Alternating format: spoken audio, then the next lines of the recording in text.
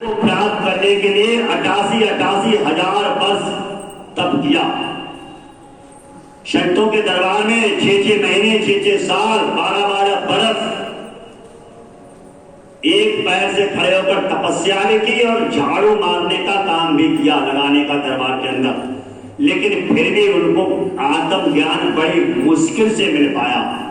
और ये आत्मज्ञान हम लोगों को मिल गया है तो हम लोग बहुत रामायण में लिखा भी गया कि बड़े भागे पायोरे सतसंगा बिनहि प्रयास होत भव भंगा। बड़े भागे मानव तन पावा सोर दुर्लभ सद ग्रंथन दावा।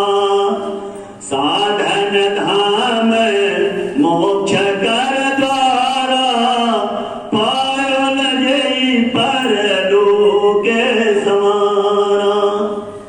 ये जिस प्रकार से हमें बड़े भाग से ये मानुष का जन्म मिला है, क्योंकि ये आसान नहीं है। लिखा संतों ने कि नर्तन के झोले को पाना बच्चों का है खेल नहीं। नर्तन के झोले को पाना बच्चों का है खेल नहीं। जन्म जन्म के शुभ कर्मों का होता जब तक मेल नहीं। नर्तन पाय यतन कर ऐसा, नर्तन पाय यतन कर ऐसा जिससे ये करतार मिले। ऐसी उत्तम यौन पदार्थ फिर नहीं बारंबार मिले। बड़े हमारे जन्मों के पुण्य इकट्ठे हुए कि नर्तन के झोले को पाना बच्चों का है खेल नहीं, और जन्म जन्म के शुभ कर्मों का होता जब तक मेल नहीं। बड़ा कृपा हुई परमात्मा की जो हमें ये मनुष्य का झोला मिला, और इस मनुष्य के झोले में सबसे बड़ी बात ये हुई कि बड़े भाग पायो सत्संगा। ये सत्संग जो मिला है, एक दुआ लिखा गया रामायण में कि ये मैं मूर्ख नादान हूं और यद्यपि सब गुणहीन, और मुझको निज जन जान के प्रभु संत समागम दीन। कि हम तो किसी दान नहीं थे कि मुझे कौन पूछता था तेरी बंदगी से पहले, और मैं बुझा हुआ दिया था तेरी बंदगी से पहले। हमें कोई नहीं जानता था। हम तो मूर्ख है, नादान है, सब गुणों से हीन है, कोई भी हमारे अंदर गुण नहीं है। क्योंकि लिखा कि मेरो अवगुण भरो शरीर प्रभु जी कैसे तारोगे। हम तो अवगुण इतने भरे हुए हैं, क्योंकि बसर गलती का पुतला है, ये अक्सर हो ही जाती है। हम तो गलती से बने हैं, गलती के पुतले हैं, क्योंकि मायावी दुनिया में है ना। जब मायावी दुनिया में जीव है तो माया के अधीन ही रहेगा। सुखदेव मुनि ने 12 वर्ष तक मां के उदर से जन्म नहीं लिया। क्यों नहीं लिया? केवल यही छींटा कसी चलती रही परमात्मा ने और उनमें। उन्होंने कहा कि मैं बाहर आ जाऊंगा मां के उदर से, लेकिन आप ये वचन दो कि माया को नहीं लगाओगे मेरे पीछे। तो परमात्मा ने कहा कि भाई इसमें वचन की क्या बात है। बुजुर्ग कहा करते थे कि पानी में घुसोगे तो सूखे थोड़ी निकलोगे। क्यों मसा बताओ, सूखे निकलोगे क्या? नहीं निकल सकते ना। तो ये माया का जो पसारा है तो इसमें बचेगा कौन? लिखा गया रामायण में कि गोचर जहां लग मन जाई, सो सब माया जानो भाई। कितनी बड़ी बात कही संतों ने कि गोचर जहां लग मन जाई और सो सब माया जानो भाई। इसीलिए तो, क्योंकि ये आंखें जो है वो माया से बनी है, इससे माया दिखती है। इसीलिए हमें भगवान का दर्शन करने के लिए परमात्मा का उस निराकार रूप को जानने के लिए भगवान श्री कृष्ण महाराज ने अर्जुन को समझाते हुए कहा, अध्याय नंबर 18 श्लोक नंबर 6 गीता में कि अर्जुन न तदभास्ते सूर्यो न शशांको न पावका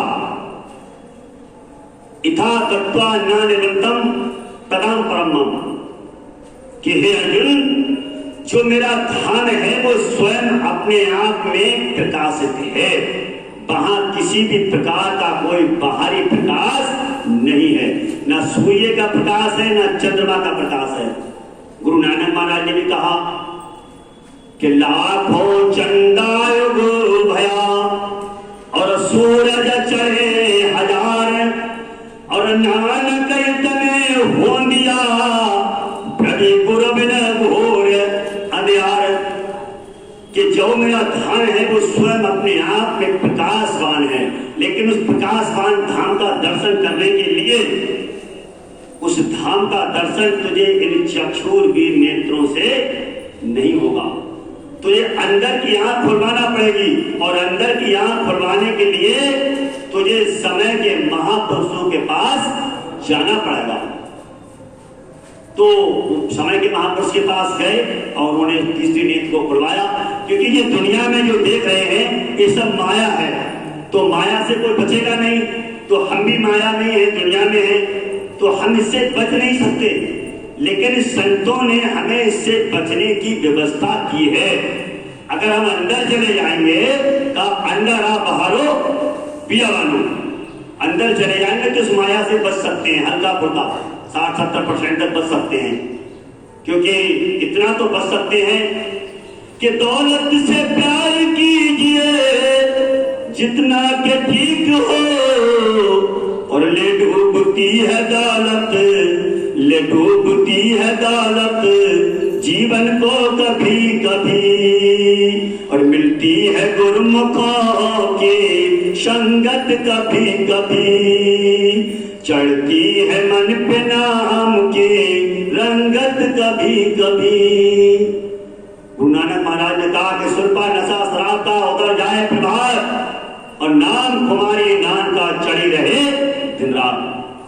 अरे हम हैं सत्य नाम व्यापारी, अरे कोई कोई ला दे कांसा पीतल, कोई कोई लौंग सुपारी, कोई कोई ला दे कांसा पीतल, कोई कोई लौंग सुपारी, और हमने ला दे नाम गुरु को पूरे खेप हमारी। हम हैं सत्य नाम व्यापारी, हम हैं सत्य नाम व्यापारी।